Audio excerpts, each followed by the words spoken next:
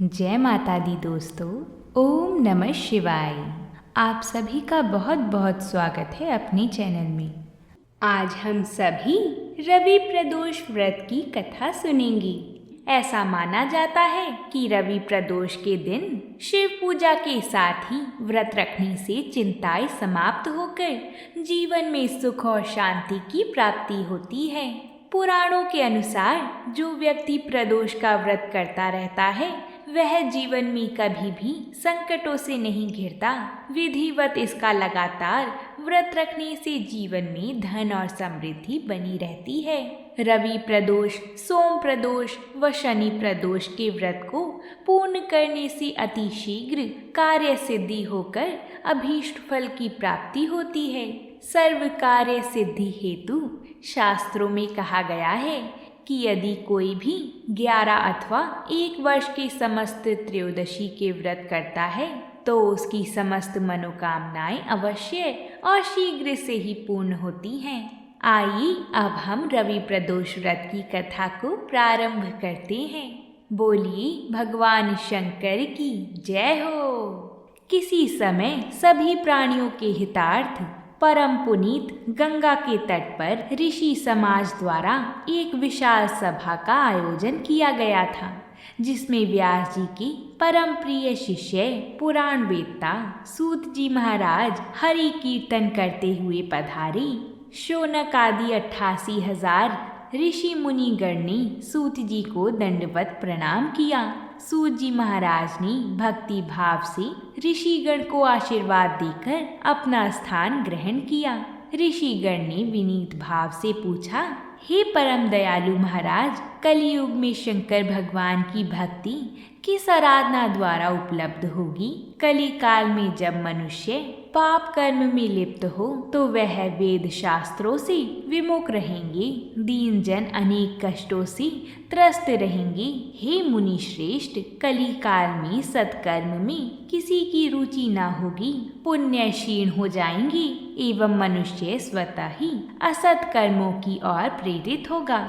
इस पृथ्वी पर तब ज्ञानी मनुष्य का यह कर्तव्य हो जाएगा कि वह पथ से विचलित मनुष्य का मार्गदर्शन करें। अंतः हे महामुनि, ऐसा कौन सा उत्तम व्रत है जिसे करने से मनोवांछित फल की प्राप्ति होगी और कली काल के पाप शांत हो जाएं? सूत जी महाराज बोले, हे शौनक आदि ऋषिगण, आप सभी धन्यवाद के पात्र हैं।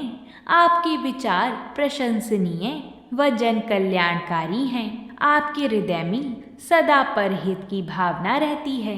आप धन्य हैं। हे शौनक आदि ऋषिगण, मैं उस व्रत का वर्णन करने जा रहा हूँ जिसे करने से सब पाप और कष्ट नष्ट हो जाते हैं तथा जो धन वृद्धि कारक, सुख प्रदायक, संतान व मनोवांछित फल प्रदान करने वाला है।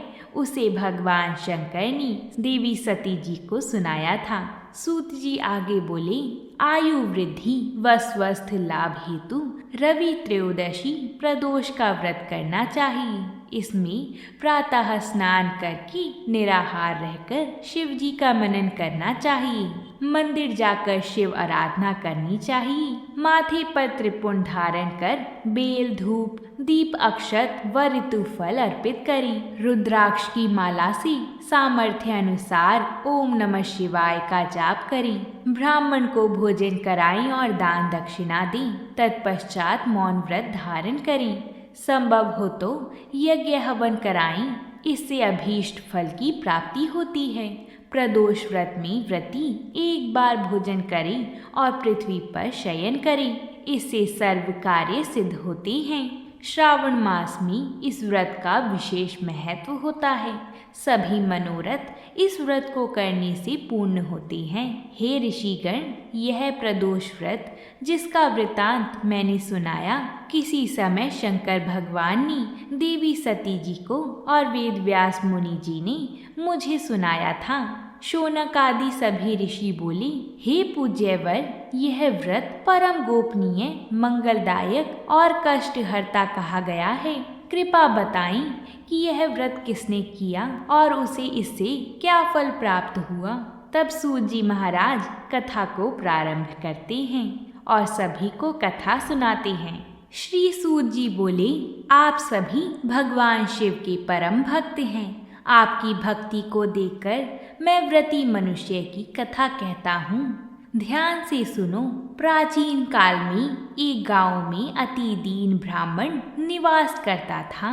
उसकी साध्वी स्त्री प्रदोष व्रत किया करती थी। उसके एक ही पुत्र रत्न था। एक समय की बात है, वह पुत्र गंगा स्नान करने के लिए गया। दुर्भाग्यवश मार्ग में चोरों ने उसे घेर लिया और वह कहने लगे कि हम तुम्हें मारेंगे नहीं, तुम अपने पिता के गुप्त धन के बारे में हमें बता दो। बालक दीन भाव से कहने लगा, हम अत्यंत दुखी दीन हैं, हमारे पास धन कहाँ से आया। तब चोरों ने कहा कि तेरे इस पोटली में क्या बंधा है। बालक ने निसंकोच कहा कि मेरी माँ ने मेरे लिए रोटियां दी हैं। यह सुनकर चोरों ने अपने साथियों से कहा कि साथियों, ये बहुत ही दीन दुखी मनुष्य है, अंततः हम किसी और को लूटेंगे। इतना कहकर चोरों ने उस बालक को जाने दिया। बालक वहाँ से चलते हुए एक नगर में पहुँचा। नगर के पास एक बरगद का पेड़ था। वह बालक उसी बरगद के वृक्ष की छाया में सो गया। उसी समय उस नगर के सिपाही चोरों को खोजते हुए उस बरगद के वृक्ष के पास पहुँचे और बालक को चोर समझकर बंदी बनाकर राजा के पास ले गए। राजा ने उसे कारावास में बंद करने का आदेश दे दिया। ब्राह्मणी का लड़का जब घर नहीं लौटा तब उसे अपने पुत्र की बड़ी चिंता हुई। अगले दिन प्रदोष व्रत था। ब्राह्मणी ने प्रदोष व्रत किया और भगवान शंकर जी से मन ही मन में अपने पुत्र की कुशलता की प्रार्थना करने लगी। भगवान शंकर जी ने उस ब्राह्मणी की प्रार्थना स्वीकार कर ली। उसी रात भगवान शंकर जी ने उस राजा को स्वप्न में आदेश दिया कि वह बालक चोर नहीं है, उसे प्रातः काल छोड़ दे, अन्यथा उसका सारा राज्य वैभव नष्ट हो जाएगा। प्रातः काल होते ही राजा ने शिव जी की आज्ञा अनुसार उस बालक को कारावास से मुक्त कर दिया। बालक ने अपनी सारी कहानी राजा को सुनाई। सारा वृत्तांत सुनकर राजा ने अपने सिपाहियों को आदेश देकर उस बालक को उसके घर भेज दिया और उसके माता पिता को राज दरबार में बुलाया। उसके माता पिता बहुत ही भयभीत थे। राजा ने उन्हें भयभीत देखकर कहा कि आप डरिए मत, आपका बालक निर्दोष है। राजा ने ब्राह्मण को 5 गांव दान में दिए, जिससे कि वह सुखपूर्वक अपना जीवन व्यतीत कर सके। भगवान शिव की कृपा से ब्राह्मण परिवार आनंद से रहने लगा। अंततः जो भी मनुष्य रवि प्रदोष व्रत करता है वह प्रसन्न और निरोग होकर अपना पूर्ण जीवन व्यतीत करता है। बोलिए शंकर भगवान की जय हो। रवि प्रदोष व्रत का पालन करने वाले व्यक्ति के जीवन में सुख शांति का संचार होता है। रवि प्रदोष व्रत श्री सूर्य देव को समर्पित होता है। अंततः इस व्रत के फलस्वरूप व्यक्ति सूर्य के समान तेजस्वी और ऊर्जावान हो जाता है। ऐसा माना जाता है कि इस व्रत के प्रभाव से विभिन्न प्रकार की रोगों का नाश होता है। विशेषतः नेत्र संबंधी विकारों में इसका विशेष प्रभाव होता है। बोलिए भगवान शंकर की जय हो। अब हम रवि प्रदोष व्रत की दूसरी कथा को सुनेंगे। अगर आपने यहाँ तक कथा को सुन लिया है तो वीडियो को एक लाइक ज़रूर कर दें। आपके एक लाइक से हमें और कथाएं लाने का प्रोत्साहन मिलता है। और अगर आप हमारे चैनल पर नए आए हैं तो चैनल को सब्सक्राइब करके हमें सहयोग करें। हम आप सभी के लिए ऐसी ही व्रतों से जुड़ी कथाएं लाते रहते हैं। आइए कथा को प्रारंभ करते हैं। प्राचीन काल की बात है। प्रकृत्य ऋषि का रोज का नियम था कि वह नगर से दूर जंगलों में स्थित शिव मंदिर में भगवान शिव की पूजा में लीन रहते थे। कई वर्षों से यह उनका अखंड नियम था। उसी जंगल में एक नास्तिक डाकू आस्थी माल का भी डेरा था। उस डाकू का भय आसपास के क्षेत्र में व्याप्त था। डाकू बड़ा नास्तिक था। वह मंदिर में भी चोरी या डाका डालने से एक दिन उसकी नज़र प्राकृत्य ऋषि पर पड़ी। उसने सोचा, यह ऋषि जंगल में छुपे मंदिर में पूजा करता है। हो ना हो इसने मंदिर में काफी माल छुपा कर रखा होगा। आज इसे ही लूटते हैं। तब डाकू ने ऋषि से कहा कि जितना भी धन छुपा कर रखा हो चुपचाप मेरे हवाले कर दो। ऋषि उसे देखकर तनिक भी विचलित नहीं हुए और बिना डरे बोले, कैसा धन? मैं तो यहाँ बिना किसी लोभ की पूजा को चला आता हूँ। डाकू को उनकी बातों पर विश्वास नहीं हुआ। उसने क्रोध में ऋषि को जोर से धक्का मारा। ऋषि ठोकर खाकर शिवलिंग के पास जाकर गिरे और उनका सिर फट गया। रक्त की धारा फूट पड़ी। इसी बीच आश्चर्य ये हुआ कि ऋषि के गिरने के फलस्वरूप शिवालय की छत से सोने की कुछ मोहरें डाकू के सामने गिरी। डाकू अट्ठास करते हुए बोला, तू ऋषि होकर झूठ बोलता है। झूठे ब्राह्मण, तू तो कहता था कि यहाँ कोई धन नहीं, फिर ये सोने के सिक्के कहाँ से गिरे? अब अगर तूने मुझे सारे धन का पता नहीं बताया तो मैं यहीं पटक पटक कर तेरे प्राण ले लूंगा।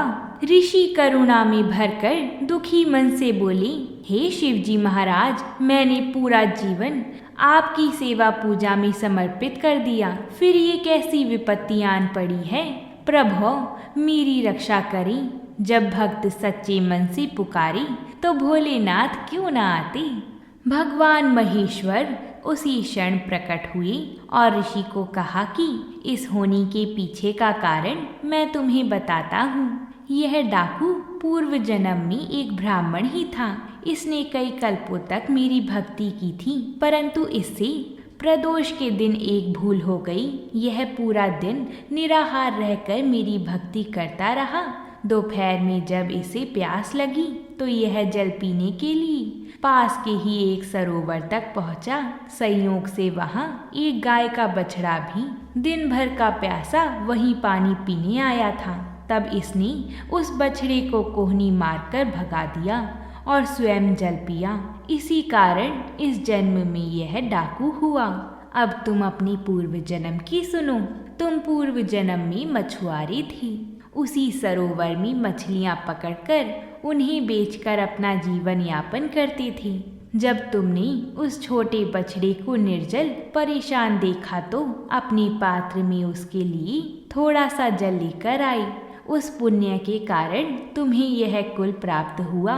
पिछले जन्म के पुण्यों के कारण इसका आज राज तिलक होने वाला था, पर इसने इस जन्म में डाकू होते हुए ना जाने कितने निरपराध लोगों को मारा है और दिवालियों में चोरियां की हैं। इस कारण इसके पुण्य सीमित हो गए और इसे सिर्फ ये कुछ मुद्राएं मिल पाई हैं। तुमने पिछले जन्म में अनगिनत मत्स्यों का आखेट किया, जिसके कारण आज का दिन तुम्हारी मृत्यु के लिए तय था, पर इस जन्म में तुम्हारे संचित पुण्यों के कारण तुम्हें मृत्यु स्पर्श नहीं कर पाई और सिर्फ यह घाव देकर लौट गई है। ऐसा कहकर भगवान शंकर जी अंतर्ध्यान हो गए और ब्राह्मण भगवान की सेवा में वहीं रहने लगा। बोलिए शंकर भगवान की जय हो। अब हम माता लक्ष्मी जी की एक पौराणिक कथा सुनेंगे, जिसके बाद रवि प्रदोष व्रत की सभी कथाएं संपूर्ण हो जाएंगी। एक बार की बात है, एक नगर में एक बूढ़ा ब्राह्मण रहता था। वह रोज पीपल के पेड़ को जल से सींचता था। पीपल में से रोज एक लड़की निकलती और कहती, पिताजी मैं आपके साथ जाऊंगी।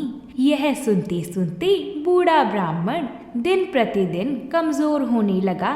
तो उसकी पत्नी बुढ़िया माई ने पूछा कि क्या बात है। बूढ़ा बोला कि मैं रोज जब पीपल को सींचने जाता हूँ तो एक लड़की पीपल से निकलती है और कहती है कि वह भी मेरे साथ चलेगी।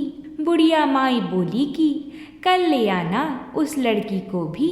जहाँ 6 लड़कियाँ पहले से ही हैं हमारे घर में, वही 7वीं लड़की और सही।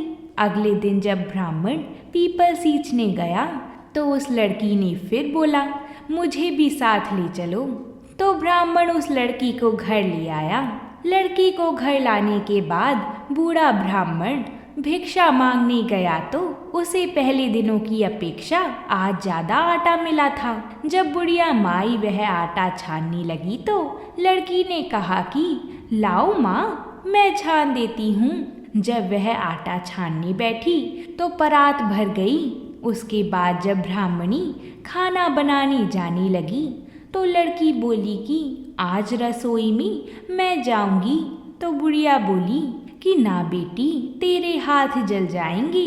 लेकिन लड़की नहीं मानी और वह रसोई में खाना बनाने गई तो उसने तरह तरह की 36 व्यंजन बना डाले और आज सभी ने भर पेट खाना खाया। इससे पहले वह आधा पेट भूखा ही रहते थे। रात हुई तो बुढ़िया का भाई आया और कहने लगा, दीदी दीदी, मैं तो खाना खाऊंगा। बुढ़िया माई परेशान हो गई कि अब खाना कहाँ से लाऊंगी। लड़की ने पूछा कि माँ क्या बात है। उसने कहा कि तेरा मामा आया है और रोटी खाएगा, लेकिन रोटी तो सबने खा ली है, अब उसके लिए कहाँ से लाऊंगी। लड़की बोली कि मैं बना दूंगी और वह रसोई में गई और मामा के लिए 36 व्यंजन बना दिए। मामा ने भरपेट खाया और कहा भी कि ऐसा खाना इससे पहले उसने कभी नहीं खाया है। बुढ़िया ने कहा कि भाई, तेरी पावनी भांजी है, उसी ने बनाया है। शाम हुई तो लड़की बोली कि माँ, चौका लगा के चौके का दिया जला देना, कोठे में मैं सोऊंगी। बुढ़िया माई बोली कि ना बेटी, तू डर जाएगी। लेकिन वह बोली कि ना, मैं ना डरूंगी, मैं अंदर कोठे में ही सोऊंगी। तब वह लड़की कोठे में ही जाकर सो गई। आधी रात को लड़की उठी और चारों ओर आंख मारी तो धन ही धन हो गया। वह बाहर जाने लगी तो एक बूढ़ा ब्राह्मण सो रहा था। उसने देखा तो कहा कि बेटी, तू कहाँ जा रही है।